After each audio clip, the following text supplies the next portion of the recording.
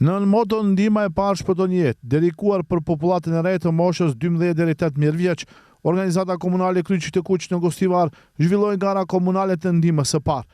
Aktiviteti u zhvillua te parku i madh i qytetit, ku nxënësit e shkollave fillore dhe të mesme përmes garimit demonstruan aftësitë e tyre në ngritjen e vetdijes së popullatës së re, për rëndësinë e dhënies së ndihmës së shpejtë dhe në kohë dhe promovimin e ndihmës së parë në institucionet arsimore. Ndihma e parë është një ndërhyrje fillestare etike që ndihmon në reduktimin e dëmtimeve dhe rritjen e mundësive të mbjetesës në një situatë ku jeta e një individi ose një grupi njerëzish është në rrezik, tha Besnik Zeqiri, kryetari i Kryqit të Kuq në Gostivar. Le të përpiqemi të mësojmë dhe të praktikojmë rregullisht ndihmën e parë, sepse ajo nuk është vetëm një aftësi, por është një mundësi për të shpëtuar jetë. Ndihma e parë përfaqëson humanizëm në veprim, një gest solidariteti, një gest që mobilizon njerëzit dhe komunitetin për të ruajtur dhe mbrojtur jetën njerëzore. Kryqi i Kuq i Republikës së Maqedonisë së Veriut është lider në edukimin për ndihmën e parë, ka përvojë dhe traditë shumë vjeçare në fushën e edukimit të popullatës për dhënien e drejtë në kohë të ndihmës së parë. Ju uroj suksese të gjithëve, le të fitoj më i miri, por mbi të gjitha le të fitoj dija dhe kujdesi për jetën.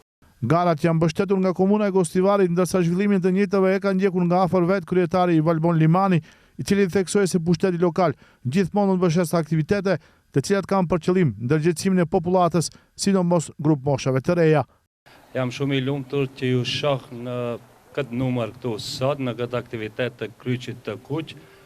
Edhe pse është garë, unë mendoj se mbi gjitha dhe më e rëndësishmja është pjesëmarrja në këtë garë, jo se kush do të fiton atë garë, se me vetë pjesëmarrjen ju do të jeni të përgatitur që të përballeni me sfidat të cilat mund t'i hasni gjatë jetës tuaj së më të qeshme, kështu që të gjithëve juve mbi gjitha ju dëshiroj një pjesëmarrje të suksesshme dhe le të fitojnë më të mirët. Mbështetje të këtij aktiviteti kishte edhe nga Banka Ekonomike. Drejtori i saj për rajonin e Gostivarit, Abdiraman Ebibi, tha se edhe në të ardhmen do të vazhdojë të jenë krah i çdo lloji aktiviteti ndërgjegjësues.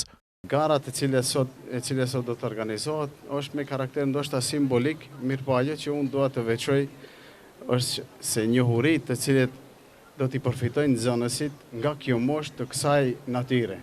Imagjinoni, domethënë, në këtë moshë të re të posedosh një aftësi e cila në raste emergjente mund të shpëtojë jetë njerëzish.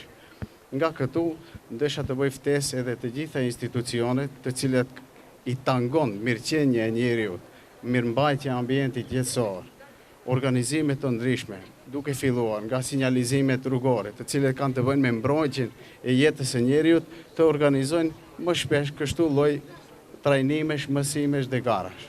Stopanska Banka, si gjithmonë, ka qenë dashamirëse dhe suportuese e këtyre aktiviteteve, nga vetë edhe slogani jo, në anën tuaj, në anën e qytetarit, në anën e mirëqenies së qytetarit, do të kontribuojmë edhe në vazhdimsi.